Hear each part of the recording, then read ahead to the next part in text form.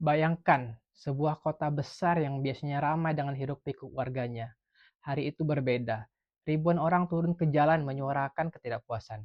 Tapi, tiba-tiba telepon mereka tak berfungsi, pesan tidak terkirim, internet mendadak mati, bukan karena kuota habis, bukan karena jaringan sibuk.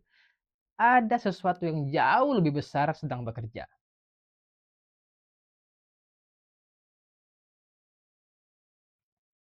Di balik layar, ada teknologi tersembunyi, alat-alat yang jarang dibicarakan, mesin yang bisa memutus komunikasi, melacak identitas, dan membungkam suara.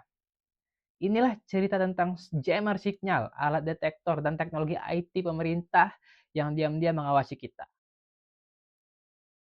Di tengah kerumunan, mereka terlihat seperti warga biasa, tapi di dalam mobil hitam tanpa tanda pengenal sebuah perangkat mulai diaktifkan. Jammer, mesin pengganggu sinyal. Dengan sekali tekan, ia melepaskan gelombang radio yang menelan semua komunikasi di sekitarnya. Handphone tak lagi terhubung ke menara seluler, GPS kehilangan arah, koordinasi massa runtuh seketika. Pemerintah menyebutnya alat pengamanan. Namun bagi para demonstran, jammer adalah senjata sunyi yang merampas hak untuk berbicara. Senyap tanpa darah, tapi mematikan arus informasi. Tapi, pemutusan komunikasi hanyalah langkah awal. Langkah berikutnya adalah melacak siapa saja yang ada di sana. Di sebuah koper kecil ada perangkat yang bernama IMSI Catcher.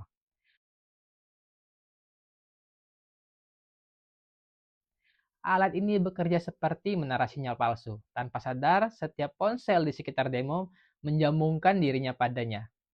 Dalam hitungan detik, identitas itu terbongkar. Nomor IMSI, email, lokasi perangkat, siapa Anda, dari mana Anda datang, semua terekam.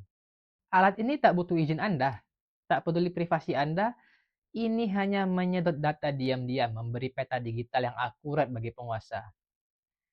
Lalu ada juga RF detektor, pemburu sinyal. Ia mencari sumber komunikasi tersembunyi, menemukan walkie-talkie aktivis atau perangkat penyiaran yang mencoba lolos dari jammer. Dari udara, drone surveillance menambah lapisan pengawasan. Dengan kamera dan sensor canggih, mereka memantau pergerakan massa seperti pion di papan catur. Tentu, bukan hanya sinyal yang bisa diawasi. Wajah kita pun tak lagi bebas.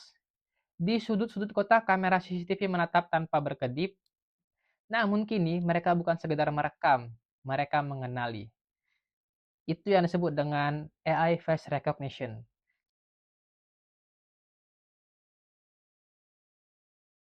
Setiap wajah di kerumunan bisa dicocokkan dengan database nasional, IKTP, paspor, arsip kepolisian, nama Anda, alamat rumah Anda, bahkan riwayat perjalanan Anda bisa muncul dalam hitungan detik. Mungkin Anda berpikir bisa bersembunyi di tengah ribuan orang.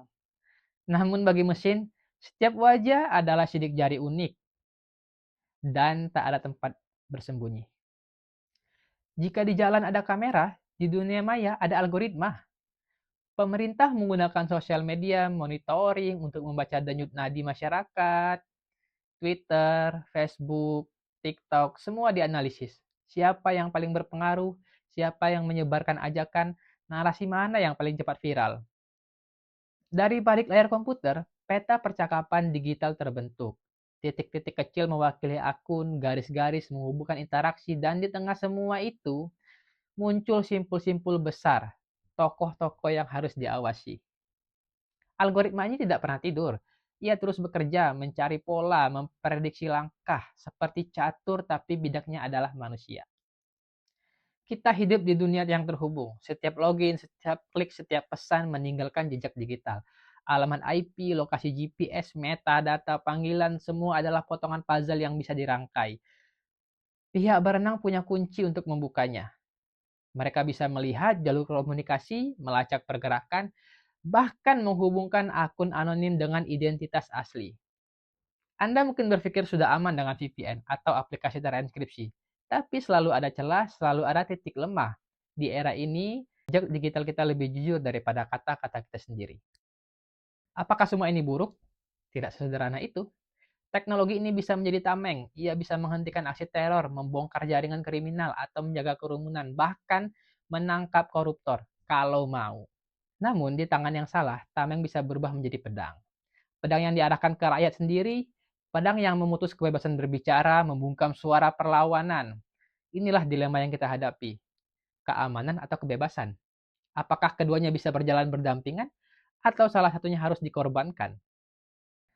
Mengapa kita harus tahu? Pengetahuan adalah benteng pertama. Dengan tahu bahwa jammer ada, kita sadar bahwa sunyi bisa diciptakan. Dengan tahu IMSI Catcher bekerja, kita paham bahwa keramaian bukan perlindungan. Dengan tahu algoritma mengawasi, kita mengerti bahwa kebebasan digital hanyalah ilusi. Mengetahui cara teknologi ini tidak membuat kita kebal, tapi membuat kita waspada. Dan kewaspadaan adalah langkah awal untuk mempertahankan ruang demokrasi. Di dunia di mana teknologi menjadi senjata, siapa yang mengendalikannya akan mengendalikan cerita. Hari ini kita melihat wajah terang dan gelap dari inovasi IT. Satu pertanyaan yang tersisa, apakah kita hanya akan diam? Atau mulai bertanya, siapa yang benar-benar berkuasa atas hidup digital kita? Terima kasih.